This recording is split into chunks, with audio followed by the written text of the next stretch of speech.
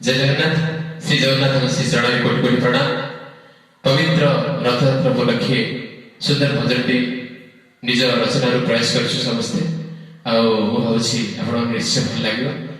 यही देश में गोटे कथा निश्चय समस्त ओडावासी कहबी आ जो मैंने प्रवासी फेरता से कहू।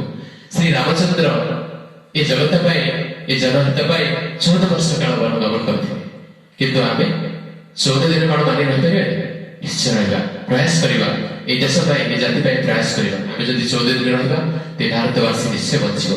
तेज आप समस्त अनुरोध यही कार्यक्रम करते समस्ते लगी पड़ी कार्यक्रम दिन राति समस्ते लगी तेणु आपने दयापूर्वक 14 दिन नियम पालन कर रुहतु। आमर ये सुंदर भजन टी रचना कर शुणु बहुत सुंदर भजन टी आपण मैंने चेष्टा करूँ जगन्नाथ ये भक्त मान भितर जो प्रेम अच्छी टे बोधे दूरी जाऊँगी भक्त नहांती रथयात्रा केमी हम से भितर बहुत सुंदर गीत परिवेशन कर श्रवण कर